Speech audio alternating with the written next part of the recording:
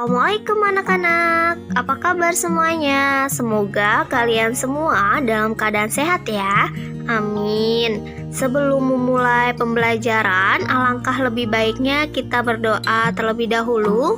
Menurut kepercayaan dan keyakinan kalian masing-masing, berdoa dimulai. Berdoa selesai.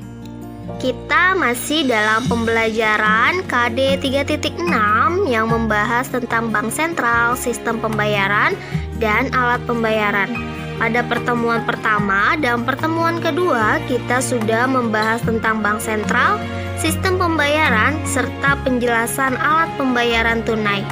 Dan sekarang kita lanjut 4 poin pada pertemuan ketiga, yaitu tentang menjelaskan pengelolaan uang rupiah oleh Bank Sentral Republik Indonesia, menjelaskan unsur pengaman uang rupiah, menjelaskan pengertian alat pembayaran non-tunai, dan menjelaskan jenis-jenis alat pembayaran non-tunai. Kita masuk pada kegiatan pengelolaan uang rupiah. Kegiatan pengelolaan uang rupiah dilakukan oleh Bank Indonesia untuk menjaga ketersediaan uang rupiah sebagai alat pembayaran tunai di masyarakat. Untuk itu, agar uang rupiah tersedia di masyarakat dalam jumlah nominal yang cukup dan jenis pecahan yang sesuai dengan kebutuhan masyarakat, tepat waktu, serta dalam kondisi uang yang layak edar, maka kegiatan pengelolaan uang rupiah harus dilakukan dengan efektif, efisien, dan transparan. Kegiatan pengelolaan uang rupiah mencakup yang pertama ada perencanaan, yaitu suatu rangkaian kegiatan menetapkan besarnya jumlah dan jenis pecahan yang akan dicetak berdasarkan perkiraan kebutuhan uang rupiah dalam periode tertentu. Yang kedua ada percetakan, yaitu suatu rangkaian kegiatan mencetak uang rupiah yang dilakukan oleh Bank Indonesia berdasarkan rencana cetak dalam periode tertentu.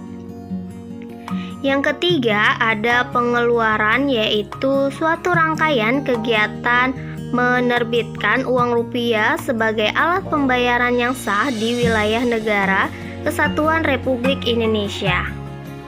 Yang keempat ada pengedaran, yaitu suatu rangkaian kegiatan mengedarkan atau mendistribusikan uang rupiah di wilayah NKRI.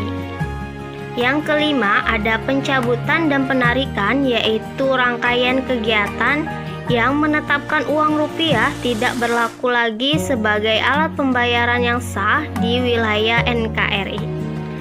Yang keenam ada pemusnahan, yaitu rangkaian kegiatan meracik, melebur, atau cara lain memusnahkan uang rupiah sehingga tidak menyerupai uang rupiah. Selanjutnya ada unsur pengaman pada uang rupiah. Dalam penetapan ciri-ciri uang dianut suatu prinsip bahwa semakin besar nilai nominal uang, maka semakin banyak unsur pengamanan dari uang tersebut sehingga aman dari usaha pemalsuan. Unsur pengamanan di sini selain berfungsi sebagai alat pengaman, baik dalam bentuk kasat mata maupun tidak kasat mata, juga memiliki beberapa fungsi lain, yaitu fungsi estetika agar uang tampak menarik dan untuk membedakan antara satu pecahan dengan pecahan lainnya atau antara satu mata uang dengan mata uang lainnya. Unsur pengaman pada Unsur pengaman pada uang rupiah di sini terbagi menjadi dua, yaitu yang pertama ada pengamanan terbuka, yaitu unsur pengamanan yang dapat dideteksi tanpa bantuan alat untuk masyarakat umum dan dapat diidentifikasi secara langsung dengan panca indera atau dikenal dengan 3D, yaitu dilihat, diraba, dan diterawang. Yang kedua ada pengamanan tertutup, yaitu unsur pengamanan yang dapat dideteksi dengan menggunakan alat sederhana seperti kaca pembesar dan lampu ultraviolet. Secara umum, ciri-ciri keaslian uang rupiah dapat dikenali dari unsur pengaman yang tertanam pada bahan uang dan teknik cetak yang digunakan. Yang pertama, ada uang kertas terbuat dari serat kapas. Yang kedua, ada tanda air. Ketiga, cetak intaglio. 4, gambar saling isi. 5, tinta berubah warna. Keenam, tulisan mikro. Ketujuh, mini teks. 8, gambar tersembunyi. Ke-9, cetakan tidak kasat mata. 10, cetakan kasat mata. 11, benang pengaman. Dan 12, yaitu nomor seri. Selanjutnya kita akan membahas tentang pengertian alat pembayaran non-tunai. Sistem alat pembayaran non-tunai pada dasarnya merupakan sistem alat pembayaran yang dilakukan tanpa menggunakan uang tunai yang beredar. Sistem ini menggunakan cek dan biljet giro dan alat pembayaran berupa kartu kredit, kartu debit, dan uang elektronik. Lalu ada jenis-jenis alat pembayaran non-tunai. Secara umum ada 3 bentuk media alat pembayaran non-tunai yang digunakan di masyarakat. Yang pertama ada alat pembayaran menggunakan warkat. Media pembayaran ini menggunakan lembaran kertas yang dapat ditulis tangan atau diketik yang menerangkan nominal uang tertentu. Pembayaran yang berasal dari giral seperti cek, biljet giro, nota debit, dan nota kredit.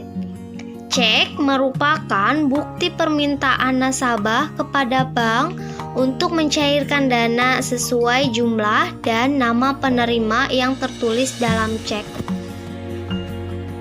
Biljet giro.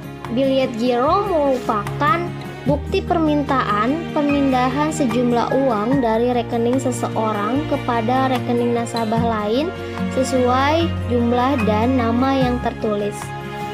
Lalu ada nota debit. Nota debit merupakan bukti transaksi untuk mengurangi utang usaha yang harus dilunasi. Lalu ada nota kredit. Nota kredit seperti nota debit, namun nota kredit di sini digunakan untuk mengirimkan atau memindahkan dana bukan tunai kepada nasabah bank lain atau kepada bank lain melalui clearing. Yang kedua ada alat pembayaran menggunakan kartu atau APMK. Media pembayaran ini berupa kartu yang dikeluarkan oleh lembaga keuangan yang berwenang. Contoh dari APMK yaitu berupa kartu kredit, kartu debit, dan kartu ATM. Yang pertama ada kartu kredit. Kartu kredit merupakan kartu yang dikeluarkan oleh bank sebagai alat pembayaran non-tunai yang menggunakan mekanisme hutang. Yang kedua ada kartu debit, yaitu alat pembayaran non-tunai yang berbasis saldo milik nasabah. Kartu ini diterbitkan oleh pihak bank tempat nasabah menabung rekeningnya. Yang ketiga ada kartu ATM. Kartu ATM bukanlah sarana pembayaran secara langsung, melainkan alat pengambilan uang tunai dari mesin secara otomatis.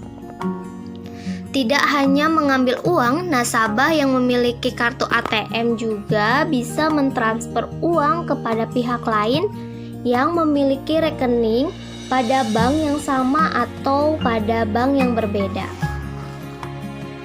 Yang ketiga ada alat pembayaran berbasis elektronik.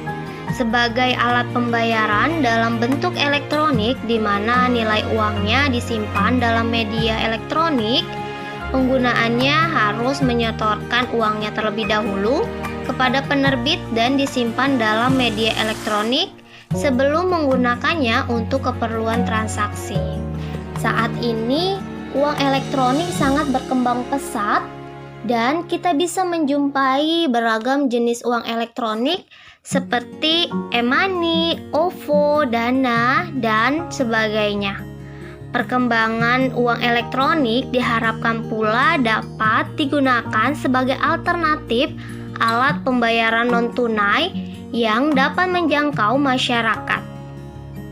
Ada banyak manfaat dalam menggunakan non-tunai sebagai alat pembayaran. Yang pertama, meningkatkan keamanan dan kenyamanan bagi pembayar dan penerima. Yang kedua, kecepatan dalam membayar meningkatkan efisiensi. Contohnya, untuk membayar tol, transportasi, untuk membeli makanan melalui aplikasi.